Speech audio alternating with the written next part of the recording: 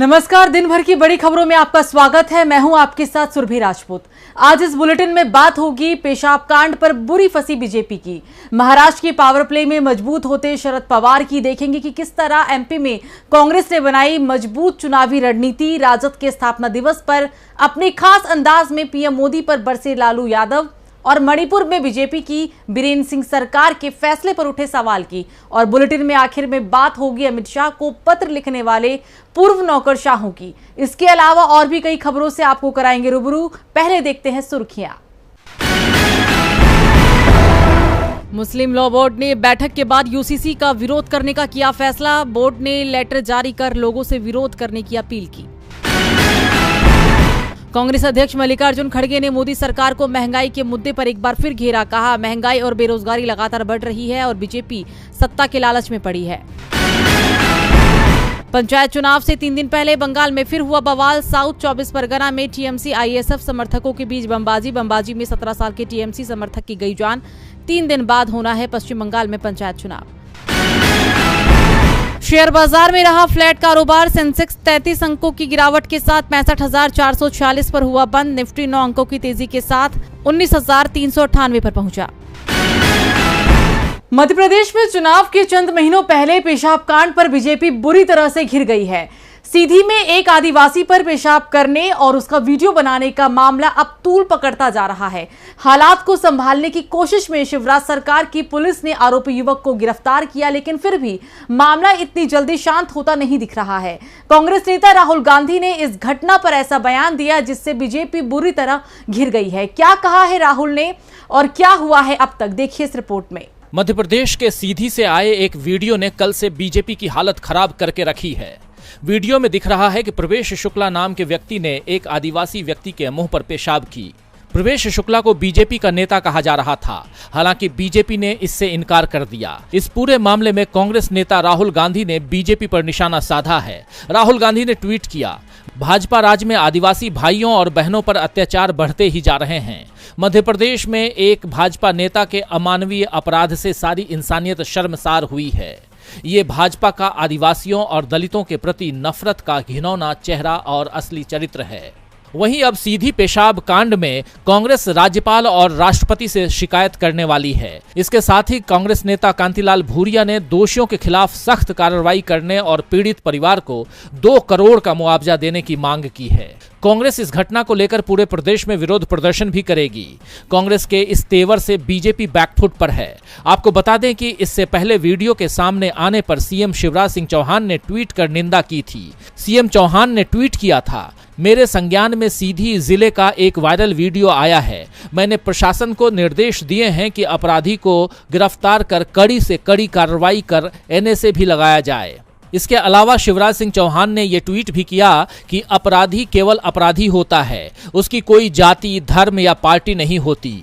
सीधी मामले को लेकर मैंने निर्देश दिए हैं। अभियुक्त को ऐसी सजा दी जाएगी जो उदाहरण बने। हम उसे किसी भी कीमत पर नहीं छोड़ेंगे। इसके बाद आरोपी प्रवेश शुक्ला को गिरफ्तार कर लिया गया है। आरोपी पर आईपीसी की धारा 323, 123, 294, 506 और एनएसए के तहत मामला दर्ज किया गया है। वहीं प्रवेश शुक्ला के अवैध कब्जे पर प्रशासन ने बुलडोजर भी चलाया है, लेकिन इतना करने के बाद भी बीजेपी पर इस कांड का फंदा कसता जा रहा है। एमपी में बीजेपी घिर गई है, वहीं महाराष्ट्र में एनसीपी में 2 फाड़ होने पर बीजेपी पर उंगलियां उठ रही हैं। आज एनसीपी के दोनों गुटों की अलग अलग बैठक हुई। एनसीपी चीफ शरद पवार से छिड़ी बगावत अब अगली दौर में पहुंच गई है, जहां एक तरफ शरद पवार अपनी सियासी ताकत दिखाने में जुटे हुए हैं, तो वहीं दूसरी तरफ अजीत पवार भी शक्ति प्रदर्शन कर रहे हैं। आज दोनों नेताओं में खींचतान का दौर जारी रहा। आज महाराष्ट्र का सियासी पारा अपने पूरे चरम पर रहा। इसकी वजह अजीत पवार और शरद पवार के बीच जारी खींचतान रही। आज दोनों नेताओं ने एनसीपी की बैठक बुलाकर शक्ति प्रदर्शन किया।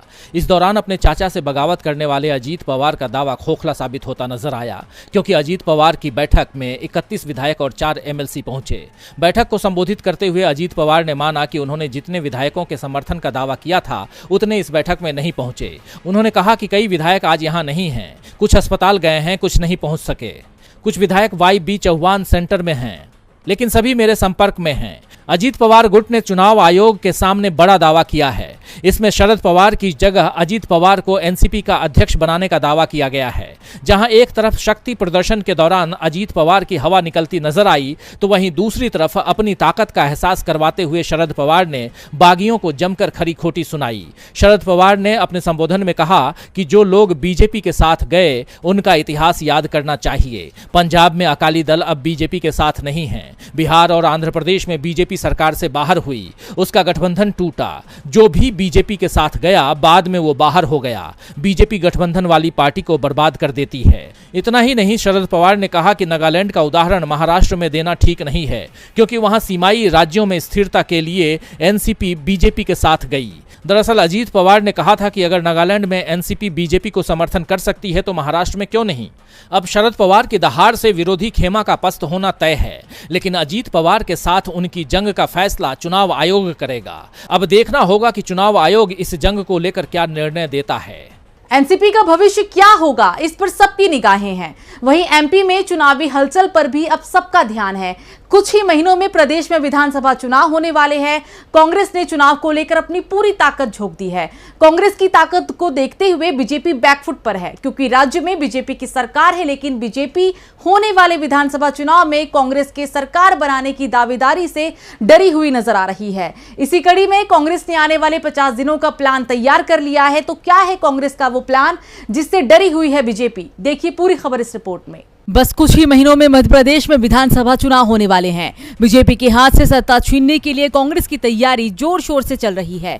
प्रदेश में 2020 में ज्योतिरादित्य सिंधिया के साथ गए लोग एक एक कर कांग्रेस में वापस लौट रहे हैं। कांग्रेस की राष्ट्रीय महासचिव प्रियंका गांधी मध्य प्रदेश के चुनाव अभियान का आगाज 12 जून को जबलपुर से कर चुकी है। इसी कड़ी में कांग्रेस ने आने वाले 50 दिनों में पूरे मध्य प्रदेश में पार्टी अध्यक्ष मल्लिकार्जुन खड़गे, राहुल गांधी और प्रियंका गांधी वाड्रा की 6 सार्वजनिक रैली आयोजित करने की योजना बनाई है। प्रियंका गांधी के बाद अब राहुल गांधी भी एमपी आने के लिए पूरी तरह से तैयार है।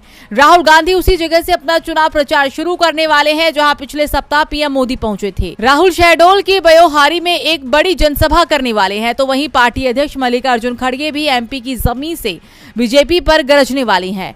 इसके साथ ही प्रियंका गांधी की जबलपुर रैली के बाद ग्वालियर में 22 जून को एक रैली होने वाली है और इसके साथ ही 25 अगस्त को 3 ओबीसी, एससी और एसटी की अत्यधिक आबादी वाले क्षेत्रों में रैली होगी। गौरतलब है कि बीजेपी देश में कई मुद्दों को लेकर घिरी हुई नजर आ रही है और इसका प्रमाण ये है कि पिछले सप्ताह पीएम मोदी राजधानी भोपाल तक तो आए, लेकिन कोई भी बड़ी जनसभा नहीं की और सिर्फ यूसीसी पर वकालत कर वापस लौट गए। कांग्रेस का प्लान एमपी के लिए तैयार है। वहीं लालू प्रसाद ने भी बता दिया है कि उनका प्लान बीजेपी के आगे झुकना नहीं है, बल्कि डटकर उसका मुकाबला करना है।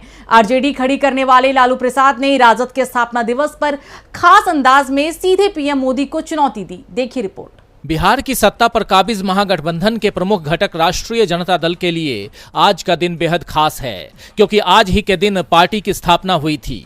पूरे बिहार के कार्यकर्ता पार्टी का स्थापना दिवस जोर शोर से मना रहे हैं। 27वें स्थापना दिवस पर प्रदेश कार्यालय में भव्य कार्यक्रम का आयोजन किया गया और कई कार्यक्रमों का आयोजन किया गया। इस कार्यक्रम में लालू प्रसाद यादव समेत कई बड़े नेता शामिल हुए।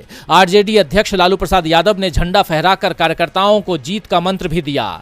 दरअसल किडनी ट्रांसप्लांट के बाद ये पहला कार्यक्रम था जब लालू प्रसाद यादव आरजेडी दफ्तर पहुंचे और सार्वजनिक मंच से गरजे। RJD supremo Lalu Prasad Yadav PM Modi और बीजेपी पर हमलावर दिखे। सभा को संबोधित करते हुए लालू प्रसाद यादव ने अपने अंदाज में भोजपुरी में कहा, उखाड़ के फेंक देव नरेंद्र मोदी, समझ ला, ज्यादा जुल्म नहीं करना, कोई ठहरा नहीं, जिस पर चाहते हैं मुकदमा करो, मुकदमा करो, जब तू न रहबा तब का होई। उन्होंने कहा कि देहात में पहले लोग गरीबों को ऐसे ही सताते थे। वे गरीबों को कहते थे कि कोर्ट में केस कर देंगे, हाई कोर्ट तक पहुंचा देंगे। लालू यादव ने हालांकि ये भी कहा कि हम लोग डरने वाले नहीं हैं।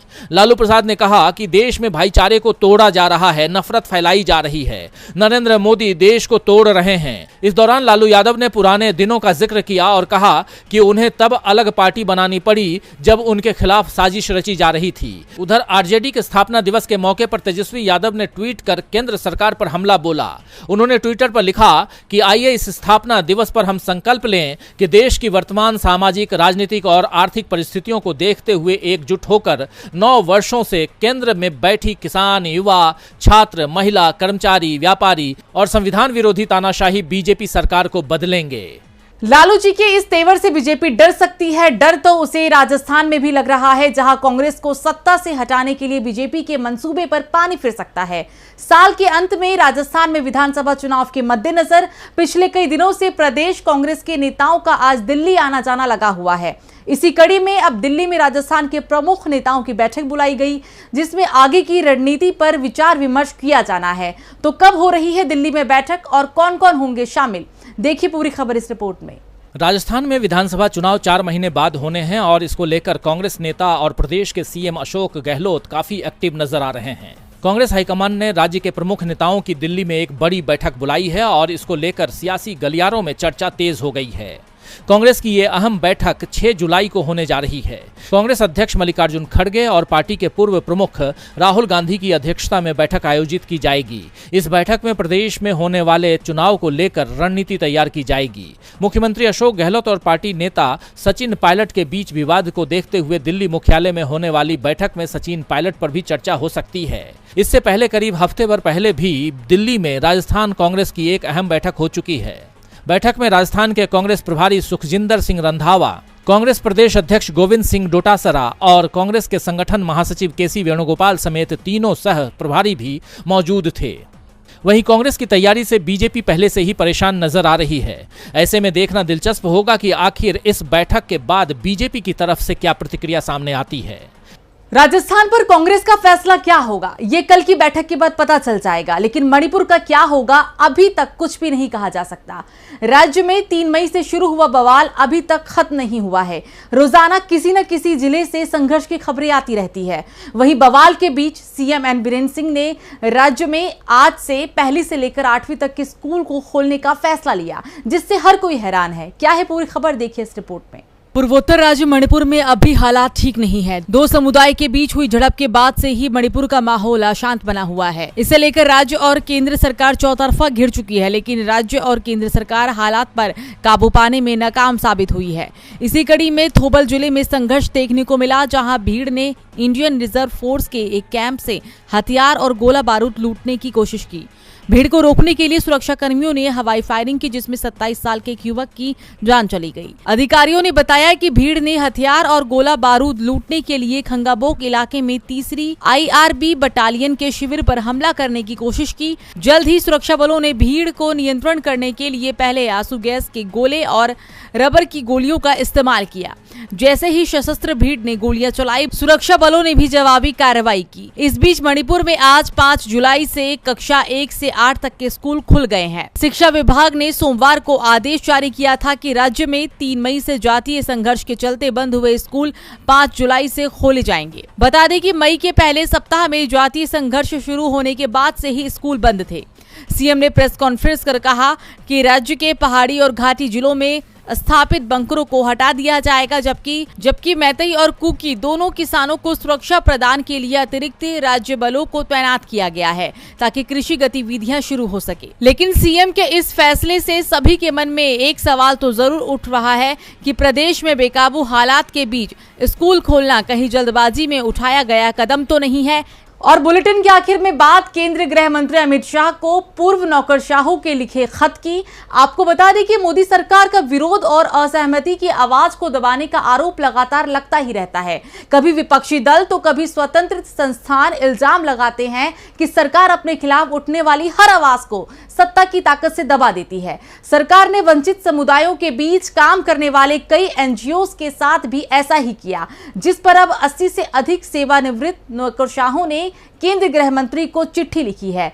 क्या लिखा है इस चिट्ठी में, आइए देखते हैं। देश के हाशिए के समुदायों के बीच काम करने वाले NGOs की फंडिंग को लेकर सवाल खड़े करने और उनके FCRA लाइसेंस को रद्द करने के सरकार के रवैये पर अब पूर्व नौकरशाहों ने आवाज उठाई है। 80 से ज्यादा रिटायर्ड नौकरशाहों ने केंद्रीय गृह मंत्री अमित शाह से कहा है कि NGOs के साथ प्रतिद्वंदी के बजाय सहयोगात्मक रुख अपनाया जाए। बीते समय में कई NGO के विदेशी अंशदान विनियमन अधिनियम यानी FCRA लाइसेंस रद्द या निलंबित किए जाने पर चिंता व्यक्त करते हुए पूर्व नौकरशाहों ने एक खुले पत्र में अमित शाह से कहा, मतभेद या असहमति की हर अभिव्यक्ति को देश की अखंडता और संप्रभुता का उल्लंघन या सार्वजनिक हित के खिलाफ नहीं माना जा सकता है।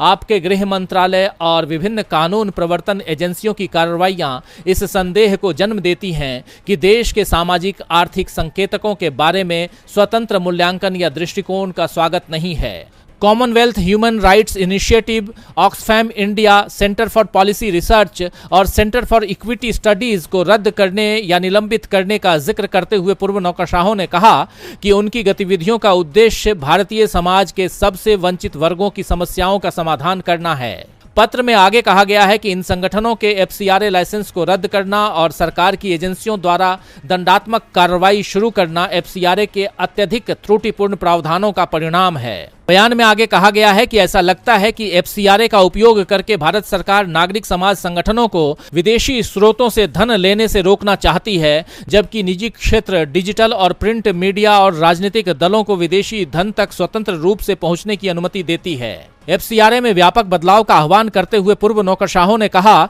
कि इसे प्रतिबंधात्मक कानून के बजाय अधिक सुविधाजनक बनाया जाना चाहिए। सेवानिवृत्त नौकरशाहों ने अमित शाह से आग्रह किया कि हमें उम्मीद है कि आपकी सरकार इस दिशा में कदम उठाएगी और अपने नियंत्रण वाली एजेंसियों को भारत के लोगों, विशेषकर इसके सबसे हाशिए पर मौजूद और वंचित वर्गों की सेवा करने वाले संगठनों का अनावश्यक उत्पीड़न रोकने का निर्देश देगी। तो आज के लिए बस इतना ही। देखते रहिए DB लाइव। नमस्कार।